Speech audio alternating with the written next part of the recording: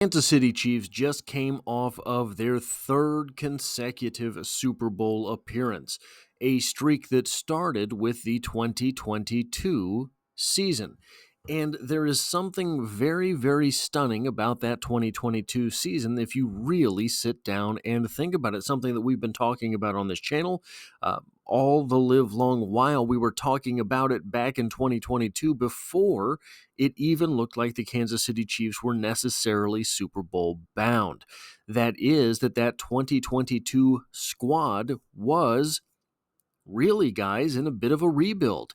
They had massive contributions from second-year player Creed Humphrey, second-year player Nick Bolton, second-year player Trey Smith, not to mention rookie Trent McDuffie, rookie George Karlaftis, rookie Sky Moore, rookie Brian Cook started to come on late, rookie Leo Chanel was counted on in special teams primarily, rookie Joshua Williams was a contributor, rookie Jalen Watson was a starter at defensive back for multiple games, and rookie Isaiah Pacheco ended up with the starting running back spot towards the end of the season.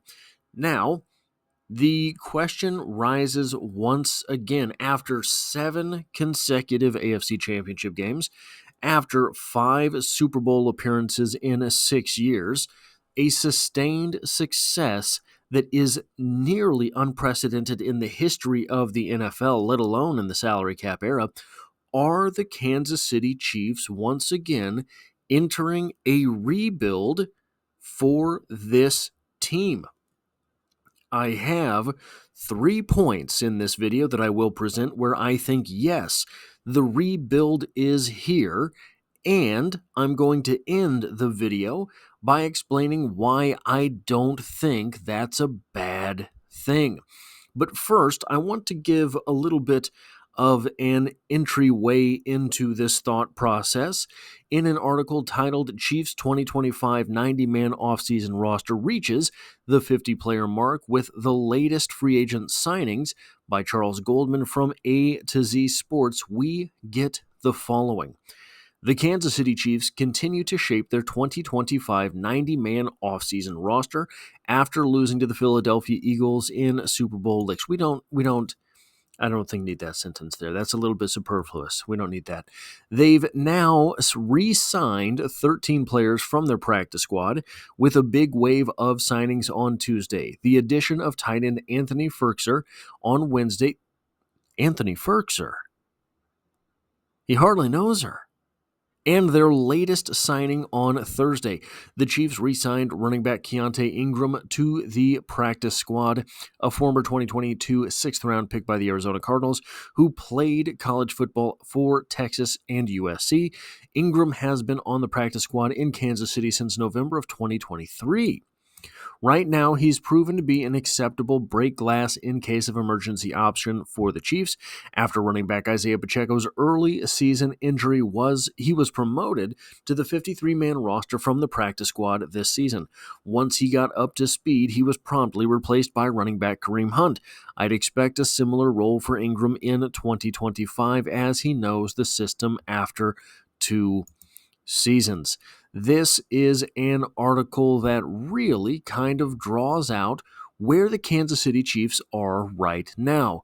Anthony Firkser and Keontae Ingram didn't see the field very much this past season, and they have been re-signed, perhaps to the practice squad in the future, but for now, to the 90-man off-season roster. The Kansas City Chiefs have just 50 men on that roster. And while we're talking about the roster as a whole, here are the spot track projections for the salary cap situation in 2025, this upcoming season, and 2026, the season after that. Obviously, right now, we do not know what the salary cap will actually be for either of these seasons. Those numbers will be, the number for 2025 will be set in a little while. The number for 2026 will be set after the 2025 season. But right now, Spotrac is guiding the Kansas City Chiefs as having just $5.381 million to spend for the 2025 season, at least as far as the top 51 players on the roster go. That's how the salary cap is figured. And guys, the Kansas City Chiefs ended last year with about $2 million on the books, depending on where you get that number from. Meaning that at this juncture, having $5.3 million is very tight on salary cap space. Now, there are some things that they can do. There are players they can cut. Sky Moore, I don't believe, will be with the team during the 2025 season. That would save the Kansas City Chiefs a little bit of money towards that cap. There are a few players along those lines. But that kind of just compounds the problem because the Kansas City Chiefs are still only with 50 players when they will be taking 90 to camp. And this number, $5.3 million of cap space right now, might seem as if it is the result of shoddy roster maintenance. But guys, look at that dead cap space number there, $227,000. There is only one that is ranked 31st, meaning there is only one team in the league with a better number than the Kansas City Chiefs at this point. And just for some perspective, the number 3 team on that list, as in the third worst team in the league in that department, resides in the AFC West. It's the Denver Broncos with $33.4 million of dead cap space. Thank you, Russell Wilson. And just if you're curious, the worst team in the NFL, the New Orleans Saints with $48.4 million of dead cap space. Now, part of the issue here is the Kansas City Chiefs did bring in some older names. In a little bit, they sold out in order to get to their third consecutive Super Bowl. It just didn't work out by that last game. How many times in the NFL have we seen teams that sell out to get to the Super Bowl and they never even make it to the Super Bowl?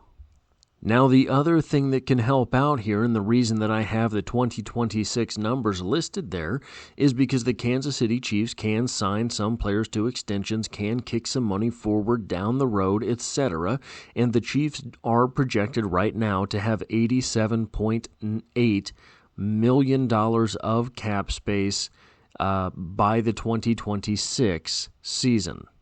You could do something with Joe Thuney. You could do something with Travis Kelce, should he be willing to stay. You can do something with Patrick Mahomes.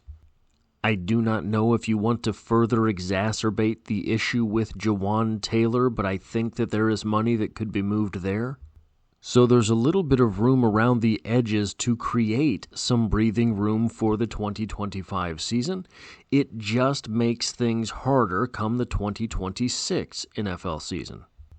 I think that between maybe trading players, maybe cutting players, both of which again exacerbate the problem of not having a full roster at this point in time, the Chiefs might be able to save between $5 and $8-ish million. I believe those were the numbers that I came up with. I'm thinking about doing a video on that as well. If you want my thoughts into cutting players, let me know in the comments below, and I will try to get around to making that video.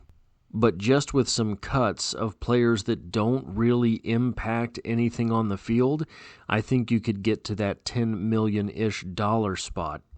And just ballparking it, I think they will need, as of today with the draft picks that they have, between $6 and $7 million to sign those draft picks. Now let's take a look at the biggest issue facing the Kansas City Chiefs coming the 2025 NFL season, the biggest issue that was facing the Kansas City Chiefs at the end of the 2024 NFL season. Obviously, that is the offensive line. Listed on the screen right now are the players under contract by the Kansas City Chiefs as they are currently listed on the website. that has the Chiefs' official roster. Center, Creed Humphrey, 25 years old. Guard, Joe Thuney, 32 years old. Offensive lineman, C.J. Hansen, 23 years old. Offensive line, Wanya Morris, 24 years old. Offensive line, Hunter Nourzad, 24 years old. Offensive tackle, Ethan Driscoll, 24 years old. Offensive tackle, Chuck Godric, 24 years old. Tackle, Kingsley Suamataia, 22 years old. And tackle, Jawan Taylor, at 27 years old. Now, one thing that will stand out immediately is that there's only two players over 26 years of age, being Jawan Taylor, a starting right tackle, and Joe Thuney, the starting left guard. Obviously, there are more names that you hope get added to this list because there is not a clear and definitive left tackle on your screen. Add to that confounding situation the fact that the strength of this offensive line last season was the offensive interior, at least until Joe Thuney was forced to kick out to left tackle. And you have to realize that Trey Smith is, in fact, a free agent that, in my opinion, is unlikely to return because I think he's going to be bid up in the open market. Now, all of this considered, Trey Smith plays right guard. Right guard, if there is a replaceable link along an offensive line, is the most replaceable link. Add to that the fact that though Trey Smith is an extremely elite run blocker, sometimes in the passing game he does have some room for improvement, I will say. And the fact that Trey Smith has to be replaced is not as devastating as the other weakness, the biggest weakness along that line, the fact that the Kansas City Chiefs do not have a left tackle. The Chiefs are cash-strapped and will be picking 31st overall, where it is unlikely they will be able to find a left tackle, meaning that for at least this one season, it might be that between Wanya Morris and Kingsley Suamataia, something has to get figured out at the left tackle position. One of those two players might be the starting left tackle next year. And guys, I don't think it's necessarily the worst thing in the world. Players improve all the time between their first and second and third seasons.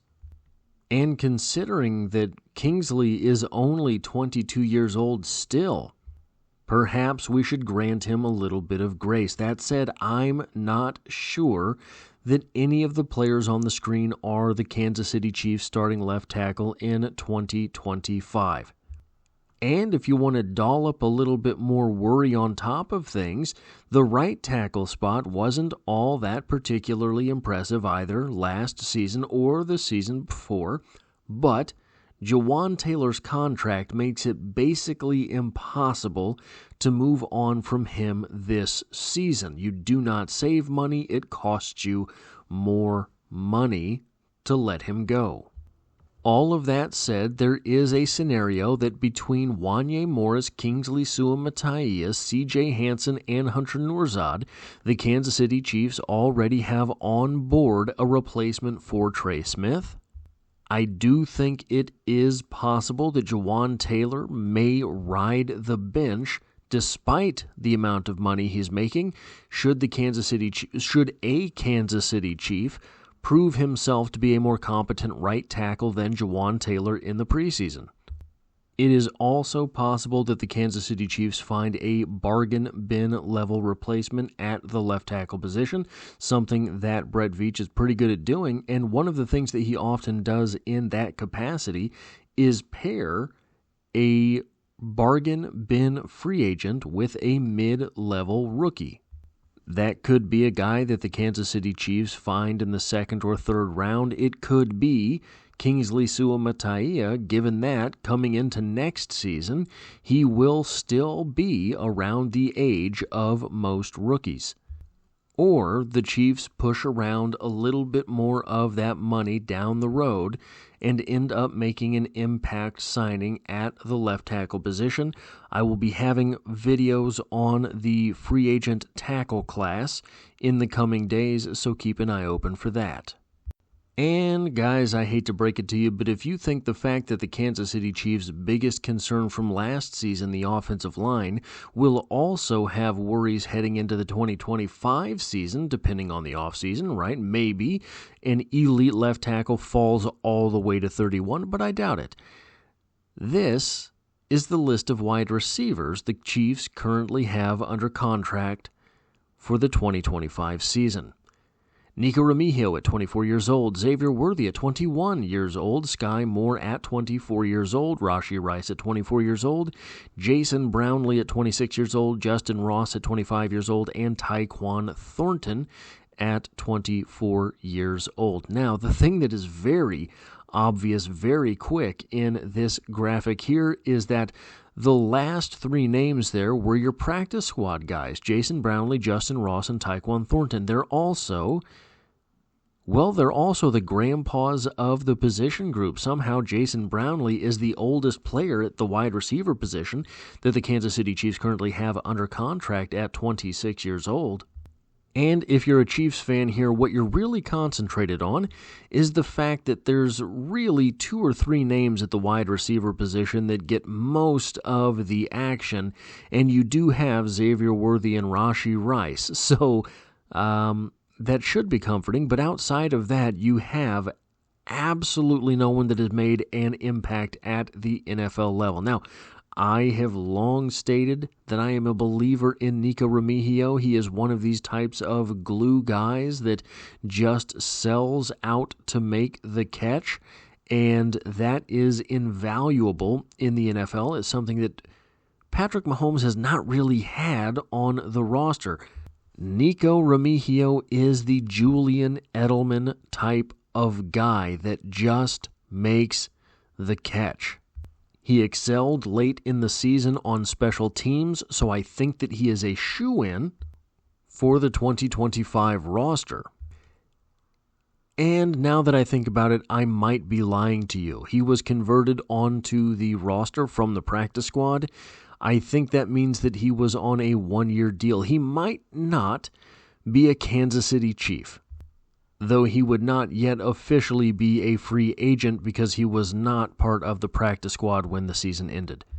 Still, I don't see him necessarily going anywhere, so he should be safe to return to the Kansas City Chiefs, a safe bet to return to the Kansas City Chiefs.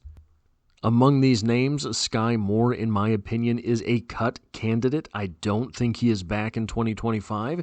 Jason Brownlee, I doubt makes a difference.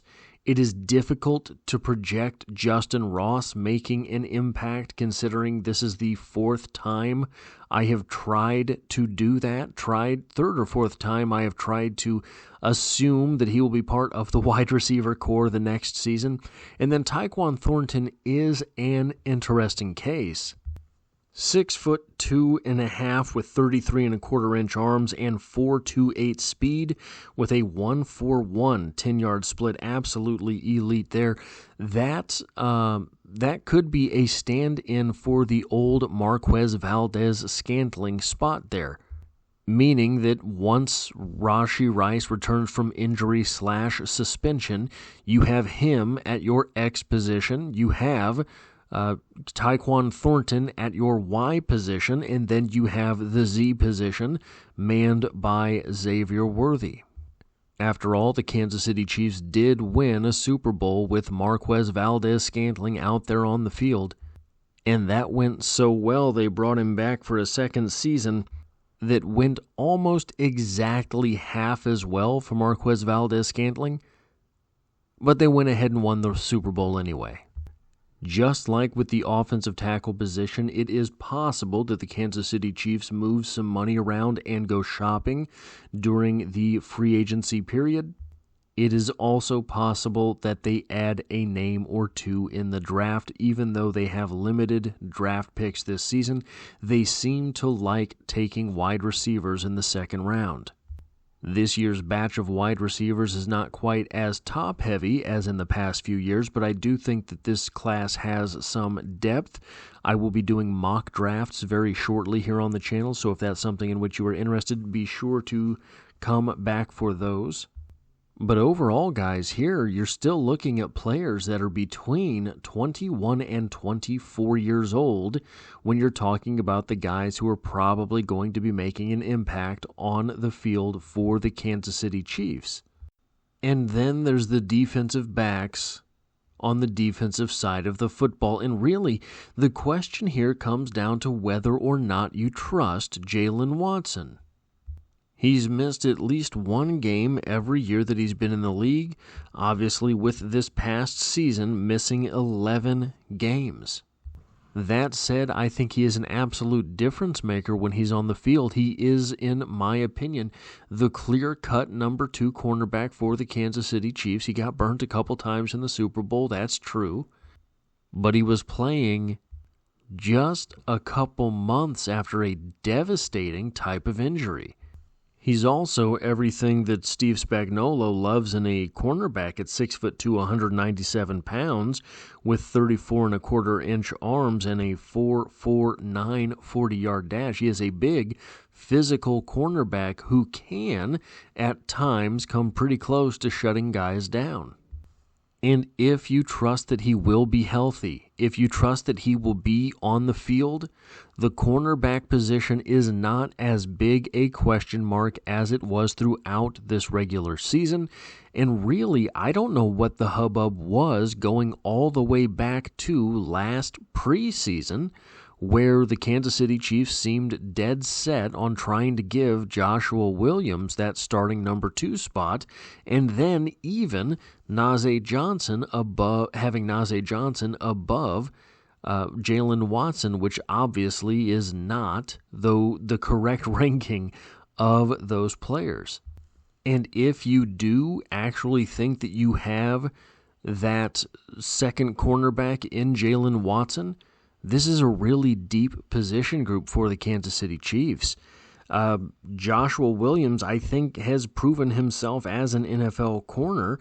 When you're looking at Najee Johnson, I think he has the athleticism to be out there. You don't want him as the number 2 guy, but he doesn't have to be the number 2 guy.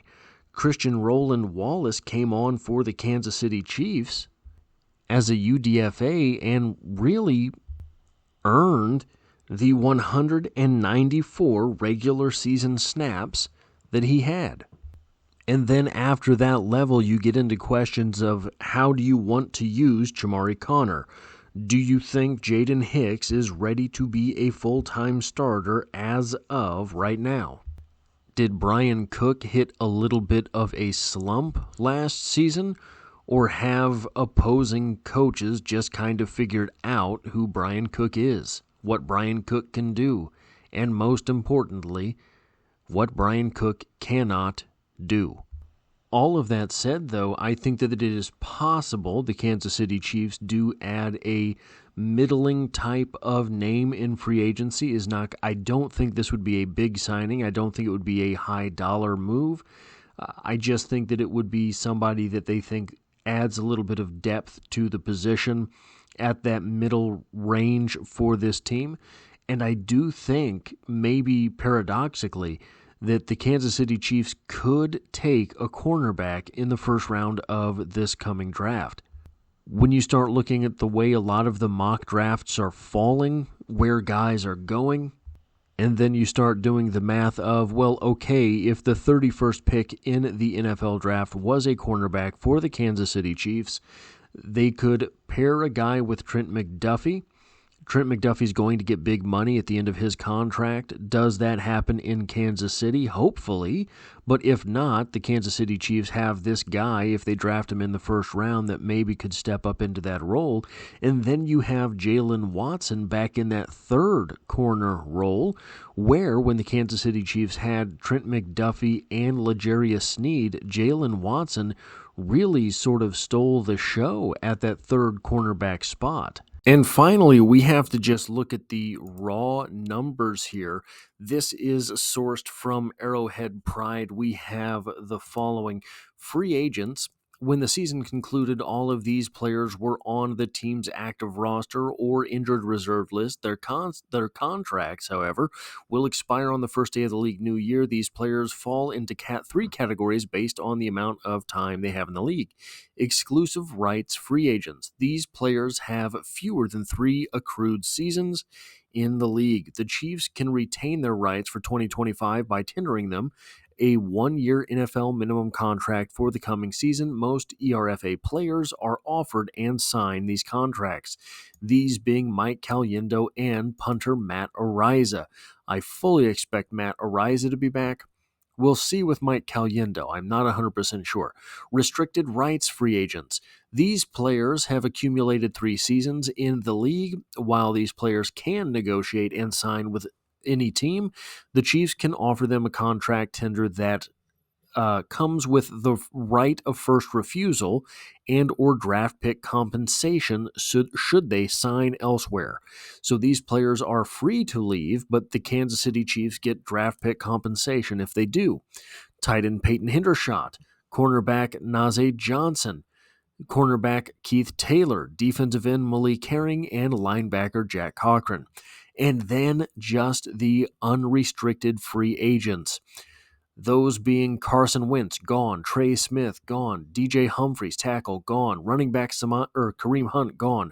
Running back Samaje Perine, gone. Tight end Jody Fortson, gone. Wide receivers Marquise Brown, Mecole Hardman, DeAndre Hopkins, Juju Smith-Schuster, and Justin Watson all gone. Defensive stalwarts Justin Reed, Nick Bolton, and Charles Omenihu gone. Newly acquired Josh Uche. Look, the Chiefs traded a draft pick in order to get Joshua Uche. It didn't work. I'm not mad about it, but that was part of them selling out for the future to try to get better. Derek Nottie, gone. Mike Pennell, gone. Marlon Tuipulotu, selling out the future in order to get better for this season is what I meant.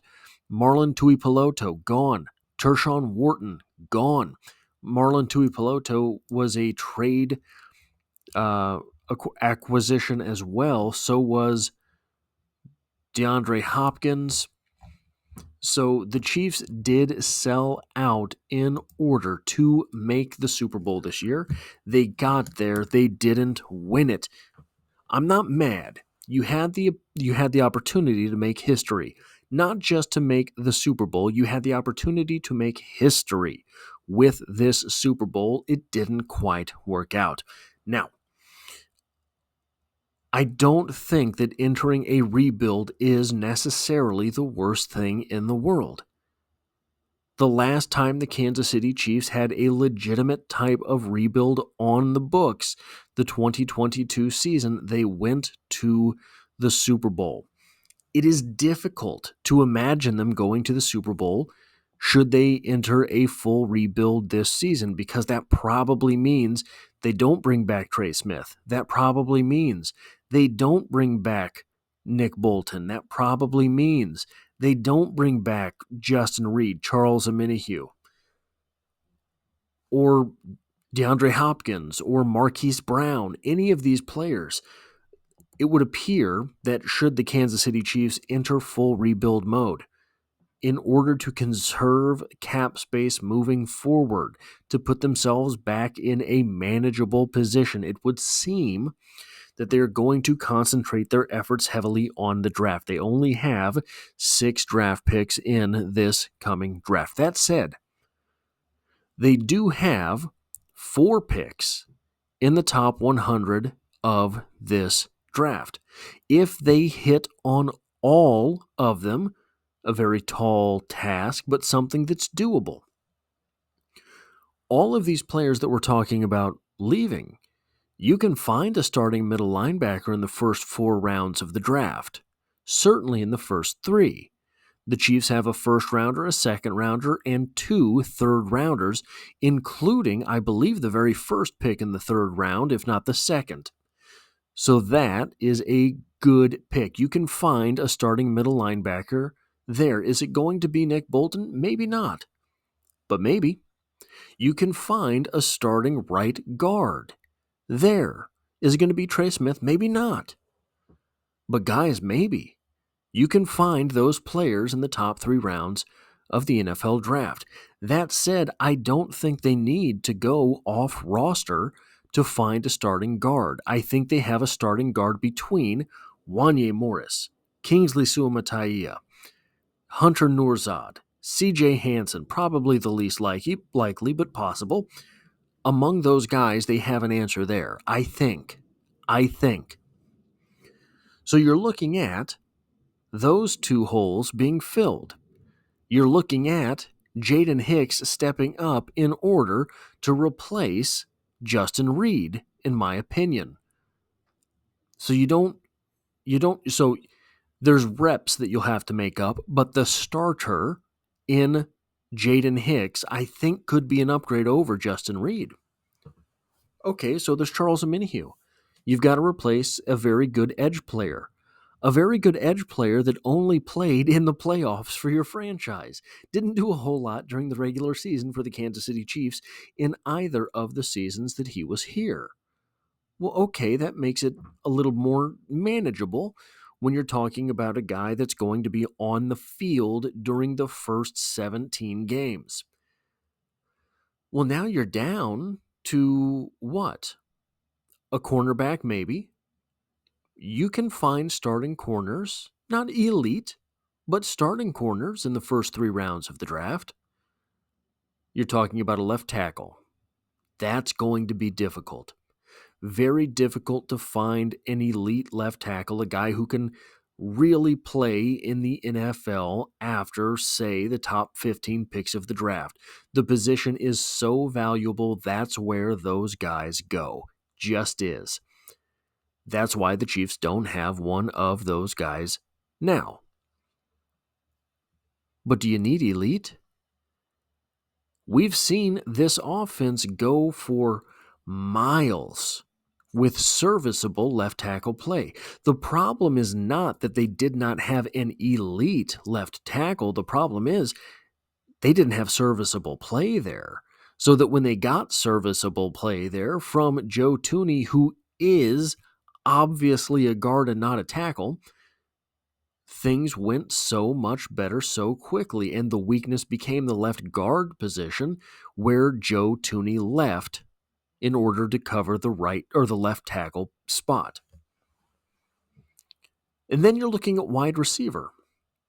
Well, Xavier Worthy was the 28th pick. It's possible he would have been there at 32. We'll never know. Rashee Rice was a 2nd-round pick. He was a stud for your franchise. And it's always possible to add sort of middling names via free agency. Guys who will do better for your team than they did for whatever team from which they're coming. And I think Nico Remigio really does add something to this conversation.